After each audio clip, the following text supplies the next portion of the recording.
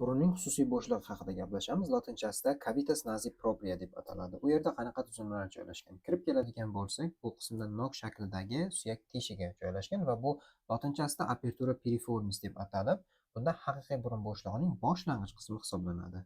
Va xususiy burun bo'shlig'ida konxalar, ya'ni burun chig'anoqlari joylashgan bo'lib, va bular havoni yo'naltirishda va shilliq yuzasini kengaytirishda ishtirok etadi.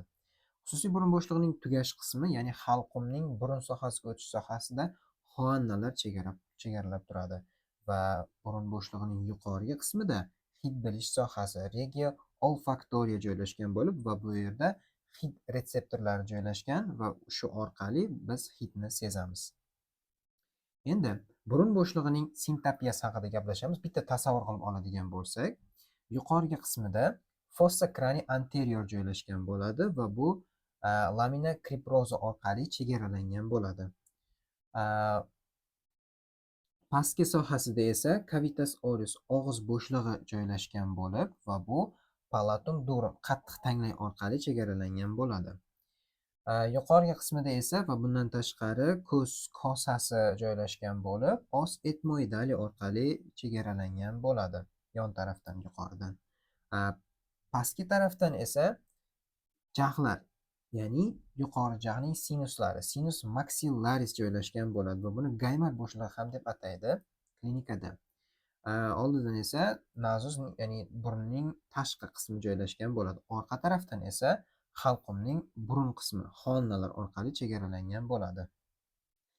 Endi yuqori qismi haqida gaplashamiz. Bir boshidan ketamiz. Biz yuqorida gaplashdik. Birinchi eng ustki qismida oldi tarafdan tog'ay qismi joylashgan, kartilogiya nazi lateralis joylashgan bo'ladi va u yuqorilagan sari suyakka aylanib os nazali qismini hosil qilar edi va bu yuqorilashgan sari peshona suyagining burun qismiga to'g'ri keladi va bu pars nazalis ossis frontalis deb ataladi.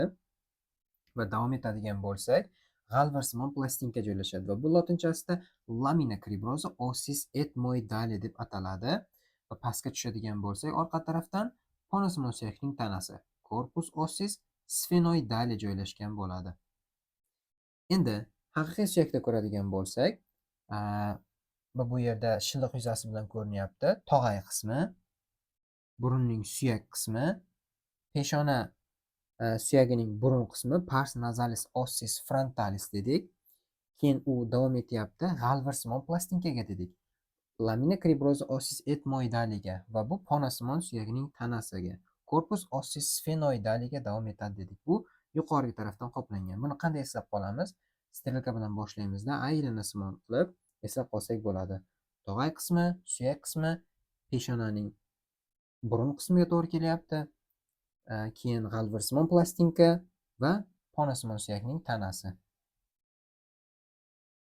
Endi pastki qismini ko'radigan bo'lsak, 3 ta asosiy tuzilma. Birinchisi os insizivum kesuvchi suyak joylashgan bo'ladi va bu o'ng tarafga qarab yuqori jag'ning tanglay o'simtasi processus palatinus maxillaga davom etib va oxirgisi esa bizda tanglay suyagida gorizontal plastinka bor edi va bu lotinchasida lamina horizontalis ossis palatina deb atalardi. Buni osteologiyada chuqur o'rganganmiz. Va bu haqiqiy suyakda ko'radigan bo'lsak,